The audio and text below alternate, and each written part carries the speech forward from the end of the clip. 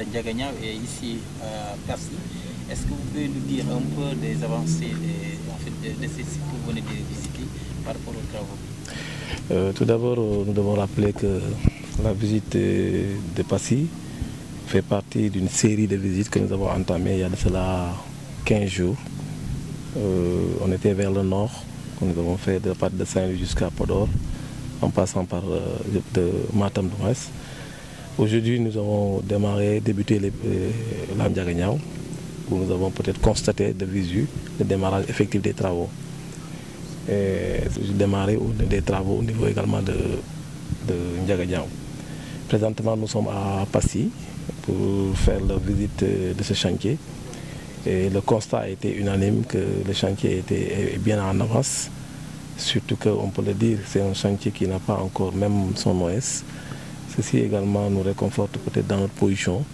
sur également le choix qui a été porté au niveau de l'entreprise Albeiti. C'est l'occasion également de les féliciter. Et nous nous sommes déplacés avec nos équipes dans un seul objectif de constater de visu l'avancement des chantiers, mais aussi voir si jamais il y a eu des imperfections,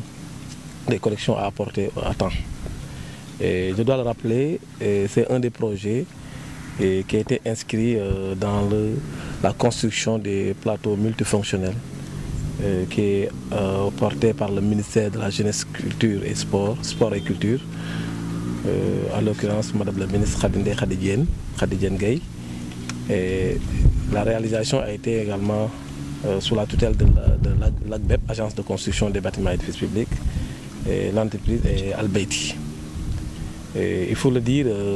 ceci rentre également dans la politique de l'État de rapprocher au maximum les infrastructures de base au niveau de la population. C'est ce qui est également constaté parce que c'est un projet qui est venu à son heure et ça a été également une plaidoirie à l'endroit de l'État, mais porté aussi par la jeunesse. Et nous avons constaté que ce plateau multifonctionnel,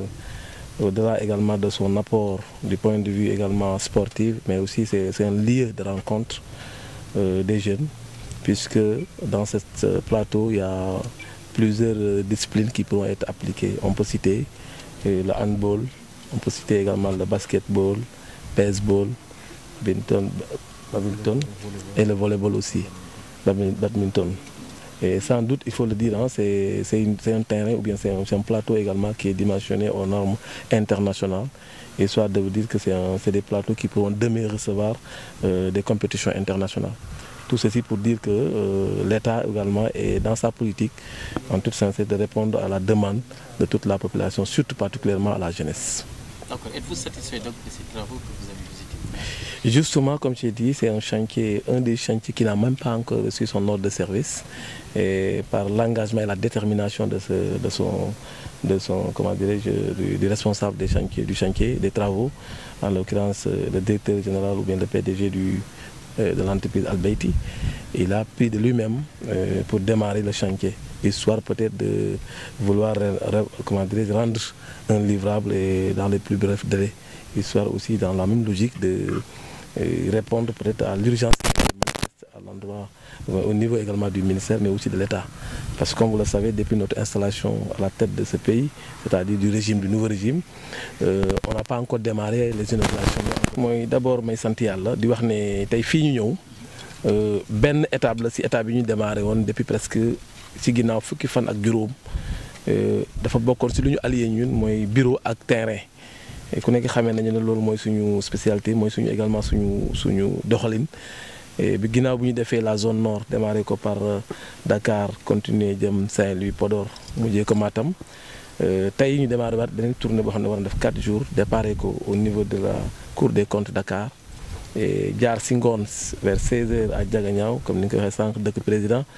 Et d'ailleurs l'objectif là-bas c'était de constater d'abord le démarrage des travaux, mais aussi voir également s'il y a besoin qu'on apporte ñu indi fa ay quelques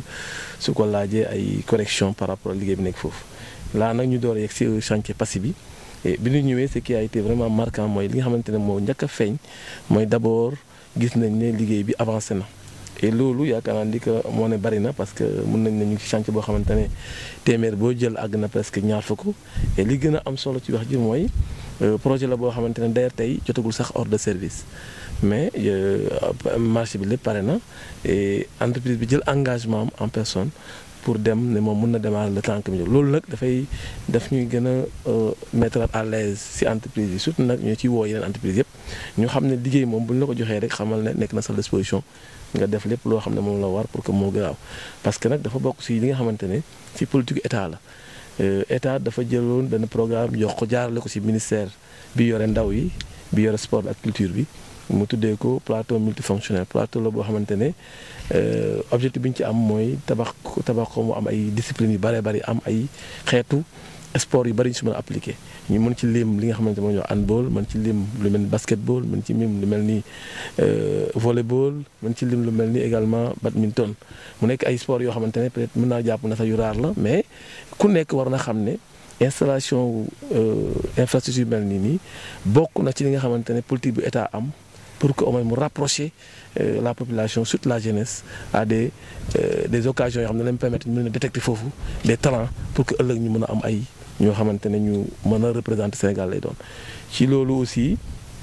gi nga xamante ne am nañu yéene pour indi projet yi mais li ci ëpp solo mooy dañu gis ne la population dañ ko approprier c'est l'occasion de remercier les municipalités yi ñu jaar yëpp commune bépp boo xamante ne dem nañ fa gis nañ ne ñoom en toute sincérité accueillir nañ ko wan nañ ne lii nga xamante ne moom la État Sénégal xalaat jaarale ko ci ministère de la culture de la jeunesse et sport et culture gis nañu ne ñoom amal na leen njëriñ la preuve mooy témoigner ne heure bii gis na ma guddee tey municipalité bii ñu nekk tey municipalité parce que l'adjointe au maire est là ñoo ñëpp a fi ànd ak équipe municipale am ak pour que au moins ñu taxaw li nga xamante ne xaar ñu fii nii donc loolu aussi tamit li ma ci wax rek mooy dafay ànd ak politique bi nga xamante ne moom la État bëgg ku nekk xam na ne depuis presque bi ñu yéegee ba léegi si tënk lañ nekkoon si nas ay projet et maintenant comme ni ko ñenn ñi di waxee jot nañ ñu gis et yaakaar naa à travers tey visite bi ñu def et war ko continuer également suba ci côté sud bi dina wane ne Sénégal état Sénégal li mu leen digoon ñu ngi ci mooy wane ne projet yi commencé nañ génn ci suuf parce que naal lañ nekkoon depuis 1 an léegi nag jot nañu commencé wane projet yi mu génn lii nag exemple la ci et ñuy ñaax également toutes les autres entreprises yi nga xamante ne ñu ngi prêt di liggéey également ak agence bi mais aussi ñeneen ñi nga xamante ne aussi yàlla def nañu yore travaux yu mel ni ñu fexe ba gën ci baral parce que tamit Sénégal foofu lu toll mooy soxla na ay infrastructure mais aussi la population également soxla nañ loolu noonu daal loolu mooy kàddu ñu bëgg a dégg. jërëjëf merci Omar merci.